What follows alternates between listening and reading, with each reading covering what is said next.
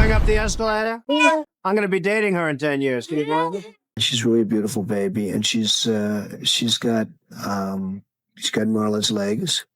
We don't know whether or not she's got this part yet, but time will tell. I've said that if Ivanka weren't my daughter, perhaps I'd be dating her. You know?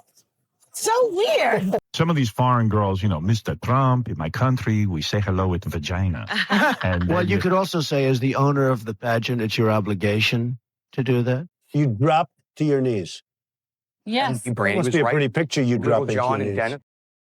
I did try and she was married. And when you're a star, they let you do it. You can do anything. Whatever you want. Grab them by the... By the way, your daughter, she's beautiful. Can I say this? A piece of ass. Yeah. She looks more voluptuous than ever. She's actually always been very voluptuous. What's the favorite thing you have in common with your father? Either real estate or golf. Donald, with your daughter? Well, I was going to say sex, but I can't relate that. I've said that if Ivanka weren't my daughter, perhaps I'd be dating her. You know? Stop it! Oh, it's so weird. I know that these pictures exist. Two of them with topless girls of an uncertain age sitting on Trump's lap. She's got the best body. Yeah, she's hot. Well, I was going to say sex. Well, it looks like the dam has finally broken, but I see too many people being dismissive of the Epstein case still. On the left, they're saying, oh, Trump and MAGA made this huge deal about the Epstein files and now it's blowing up in their faces. But there's probably no there there. Whether it's Jeffrey Epstein or Alcatraz, it's all off the subject of what they're doing with this budget. I want to make sure I understand what you mean when you say distraction. Do you think that Pam Bondi going to Alcatraz is meant potentially as a distraction from Epstein, which has not gone over well at all with the president's base? No, I think they're both distractions. Well, we be clear that the Epstein controversy is a distraction of Donald Trump's own making, that he was fanning the flames, and there was no need for an investigation. The medical examiner had investigated the matter and found that Epstein died by suicide. There was no need for a new investigation unless the purpose was to legitimize a conspiracy theory. And on the right, they're saying, well, Trump is covering up something, but everyone says he's not into young girls. It must be something else putting pressure on him. Or, you know, he just laundered some money or something small like that. Please, God, just say he laundered the money. I didn't want to pay these taxes. He was laundering my money. I wasn't fucking the kids. Have a press conference and go, Jeffrey Epstein laundered my money. And that was wrong. Look, I don't care what you think of MAGA or QAnon or Democrats or the entire conspiracy theory industrial complex.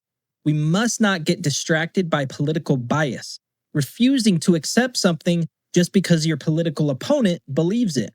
Like any other crimes involving powerful people, we must stick to the facts around this case.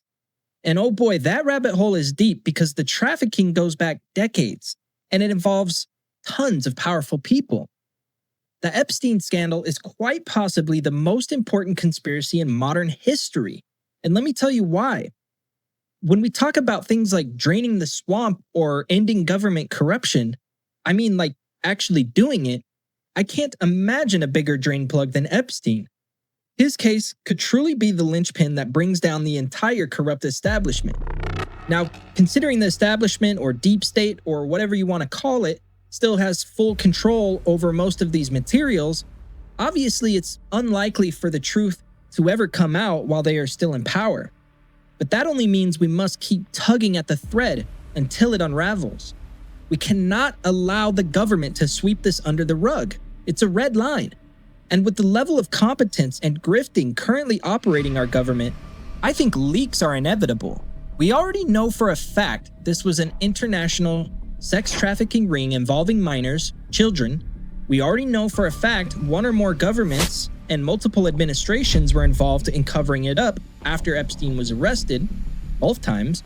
And we know for a fact that Trump himself is the singular primary force withholding the evidence currently, even if other sources of pressure on him may exist. Are you still talking about Jeffrey Epstein? This guy's been talked about for years. I believe I speak for many when I say the rise of QAnon and Trump's MAGA movement has unequivocally turned conspiracy theories into a dominant force in online entertainment, interfering with the ability to actually uncover truth. Many of these fabricated narratives are clearly designed to justify Trump's actions and promote political agendas, fostering a cult-like following of Trump.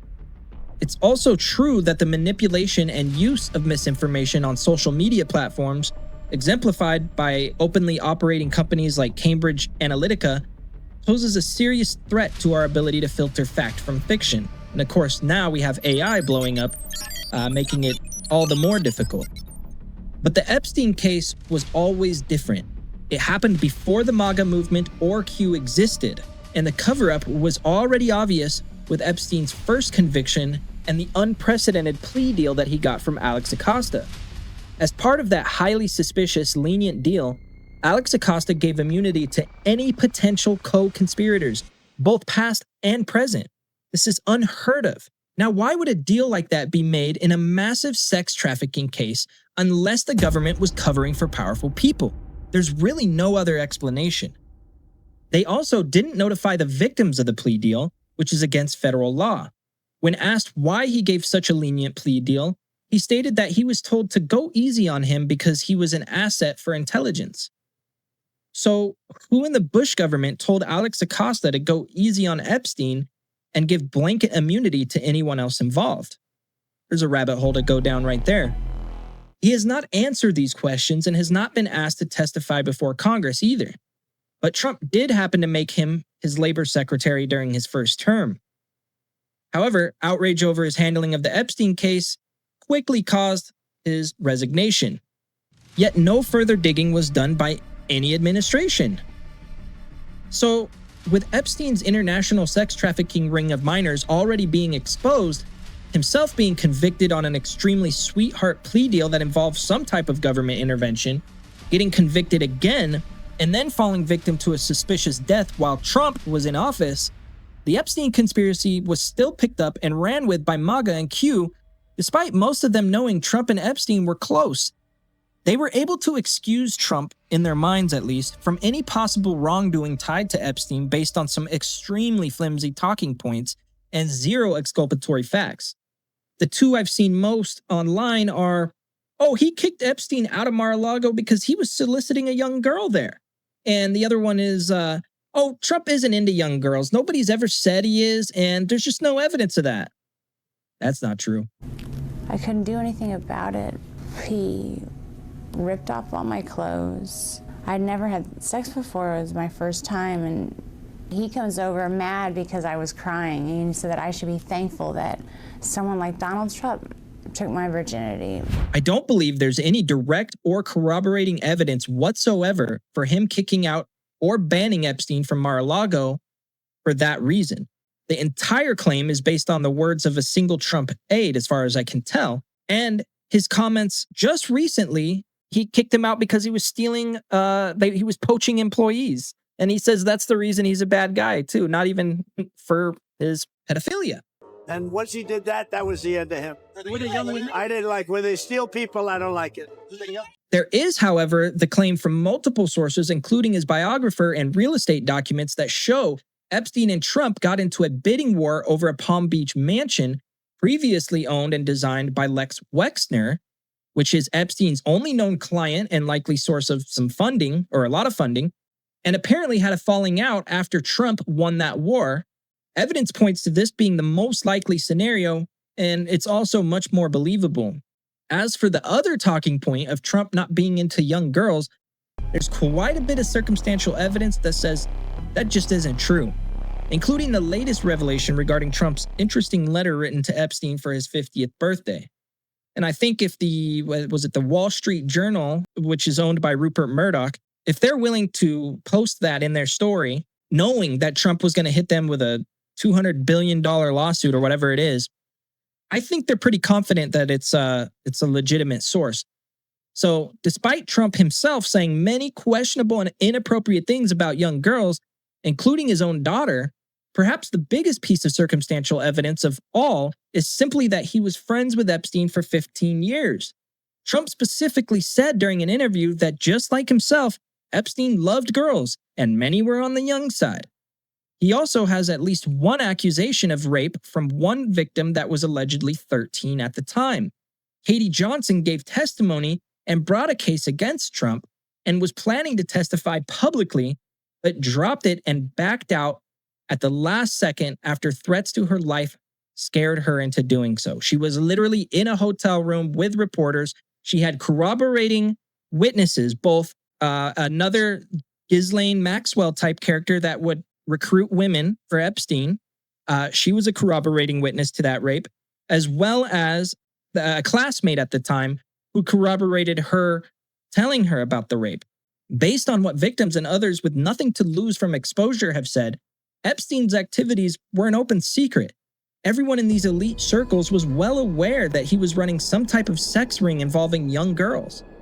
Based on Trump's own public statements while they were friends, and the fact that Trump was buying up multiple teen beauty pageants at the same time, I think you would have to be very naive to believe Trump knew Epstein for all those years and had no idea what he was up to, and wasn't involved in any way. Given Trump's refusal to release the files, despite his base's demands, we can draw some clear conclusions. Jeffrey Epstein and Ghislaine Maxwell were involved in various international criminal activities, mostly sex trafficking, and the government intervened in Epstein's case to protect him and other powerful people. Trump likely had knowledge of these activities, suggesting he may now be trying to hide something embarrassing or illegal from this time with Epstein. So what other important conclusions can we draw? Well, we know it's not an overhyped nothing burger because it's already been shown that the government intervened to make a deal that covered up the co-conspirators. And the source or reason for that cover-up, or who may have been covered for, has never been revealed. So anyone focusing only on whether some specific or official Epstein list exists is either acting in bad faith or is just ignorant of the facts of the case. We know powerful people are being covered for. Whether Epstein had all their names neatly typed on a single piece of paper is irrelevant. Their names and/or incriminating information exists somewhere in the Epstein documents. Knowing this is still an ongoing cover-up, we can then look at the people reasonably assumed to know these basic facts of the case and make some conclusions there as well. We see people on both political sides of the establishment claiming there's nothing to see here. It's all hype and distractions, some in our government are saying, while others kick the can of responsibility back up the ladder. They have done this through public statements like Nancy Pelosi and Richie Torres, and by blocking bills in Congress to release the files, like almost all of the Republicans did. To me, this makes it very clear that the entire corrupt core of our political establishment that exists in both political parties is invested in this cover-up. Invested in covering up for specific people or covering up the fact that the government was directly involved with a child sex trafficking ring. Those are the questions we still need to answer. So even before we get those answers, we can use the Epstein case as a litmus test for corruption. We can examine who is invested in shutting down the conversation around Epstein and releasing his files, and recognize that they are either directly compromised or working for someone who is compromised. Basically, anyone calling for anything other than a full release of all available Epstein documents, not this release all the credible documents they keep saying, is a clear caveat to say we're not going to release everything. We're not going to release the stuff that has Trump's name on it, for instance. And when I say everything should be released, of course, I mean sensitive victim information should be redacted, but nothing else. Now, in the coming weeks, I plan to release a deep dive video that looks at everything we know about Epstein, Trump, and the huge network of suspicious connections around them, including ties to the Israeli government and Mossad, its intelligence agency, and links to the Russian mafia. I also want to do the best we can to follow the money based on the documents we have on Epstein's finances. But I wanted to get this video out first just to yell at people and say, don't let this get swept. Obviously, it's all over the media, but we see what's happening with Ghislaine. He's getting ready, or has already promised, a pardon to Ghislaine Maxwell so that she can come out and clear Trump's name and probably throw some Democrats or some other powerful people under the bus.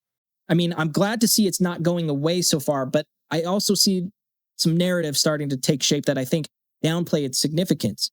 Please try to remember these things in regards to Epstein as the cover-up gets more aggressive in the coming days and weeks. We know it involves a government cover-up, not just by Trump, but by multiple US administrations and both political parties. So that means huge details and huge names are still very much a secret. But we should take pride in the fact that this can and should be truly a bipartisan unifying issue that seriously targets the deep state for maybe the first time ever. Uncovering those names and details is not only important, but holding accountable all the people in government and possibly other governments that are helping cover up or downplay this as well, which makes this conspiracy absolutely massive. And also, just remember, this involves Trump, a notorious liar and an individual where the truth is often stranger than fiction. I don't think the more we dig, the more he will be vindicated. Quite the opposite. I honestly think this is a case where the more we dig, the crazier it will get, and the more depraved Trump will look, along with the others involved. Don't worry, I didn't forget about you, Billy boy. So again, do not let this get swept. Keep talking about it, researching it, and don't be afraid to get that tinfoil hat on, because the Epstein-Trump conspiracy is very, very real. Have a little fun, while you're digging. It's conspiracies are back, baby, and better than ever. MAGA and QAnon does not have the monopoly on conspiracies anymore. Stay tuned, folks. Stay tuned. Take my shoes and walk a mile, something you can't do. Oh, hey. Big talks to the town, big boy gang moves. Gang moves. I like to walk around with my chain loose. She just bought a new ass, we got the same boobs. Whipping up dope, scientists. Whip it up, skirt.